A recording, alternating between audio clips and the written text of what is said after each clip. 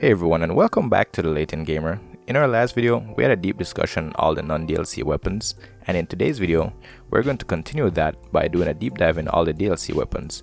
What are the advantages of each perk, and what you need to do to master them.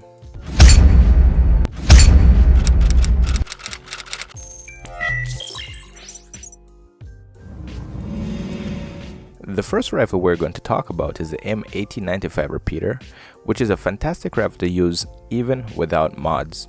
And I say this because even though it is a bolt action rifle, this gun can be used by both the veteran and new players. This is the only rifle in the game that rivals the Mossy Nagant in raw power. It's really fun to use and I would highly recommend you do.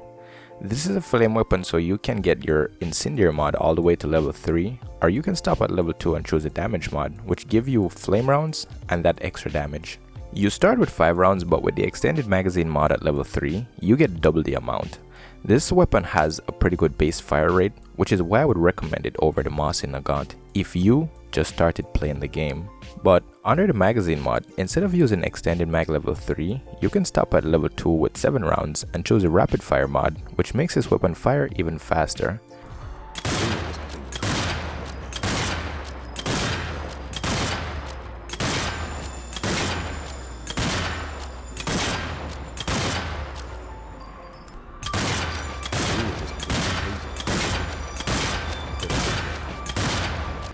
Under the scope, at level 1 you get a 8x zoom, at level 2 you get 12x zoom, and at level 3 you unlock this perk called ammo attachment increase.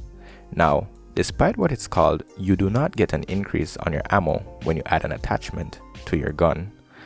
The description said additional tape to allow ammo attachment to last longer.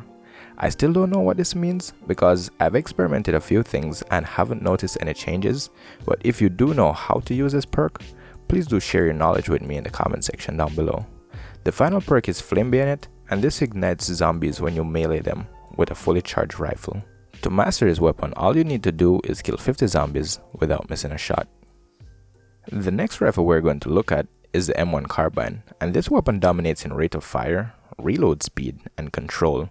It has the high stats on paper, and it definitely outperforms the competition in the field. This is a divine weapon, so your divine mod go all the way to level 3, or you can stop at level 2 and choose the burst fire mod, which fires 3 bullets in quick succession. It's a very interesting mod, and it makes this weapon great at support when mowing down zombie hordes. You start with 15 bullets, but under the magazine mod, you can get level 3, which doubles the amount of bullets per clip, or you can stop at level 2 with 21 rounds and choose a damage mod, which gives this weapon a little extra damage behind each shot. Under scope, at level 1 you get a 6x zoom, at level 2 it becomes a 10x, and at level 3 you can choose either a vampiric scope or a serrated bayonet, which increases melee damage and a chance of dismemberment. My final thoughts are that this is a very powerful weapon, and because of that fact, this weapon is hardly affected after modding, but you definitely get some fun mods to go crazy on your zombie slaying endeavors. The first secondary weapon we're going to talk about is the FG42 light machine gun. And in all honesty, in the beginning, this gun is really unappealing and frustrating to use. You start with 10 bullets and the recoil and bullet spread can be really annoying. But after modding this gun and mastering, this gun becomes very capable and just about the strongest machine gun in the game, based on raw damage. This is a flame weapon, so your incendiary mod go all the way to level 3, or you can stop at level 2 and choose a semi-auto mod instead. Which, in my previous video I mentioned that this mod makes your secondary weapon feel like a secondary sniper, but what I didn't realize is that if you use Karl and run any weapon that has a chance of critical hit, then your build just became twice as powerful.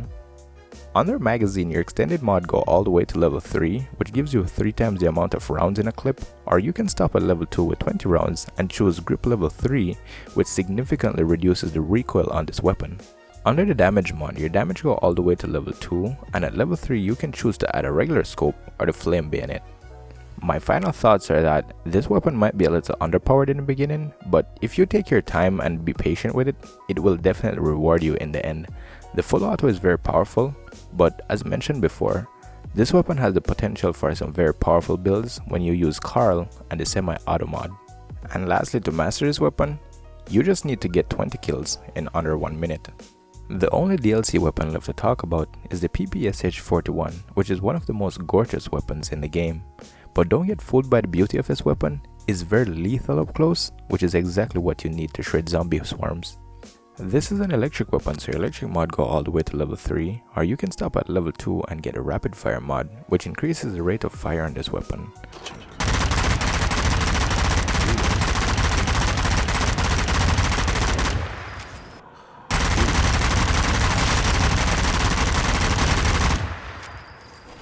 Under magazine, your damage mod go all the way to level 2, and at level 3, you can choose a side mod level 3, which increases the accuracy on this weapon, or a drum magazine, which increases your clip size from 35 to 71 rounds.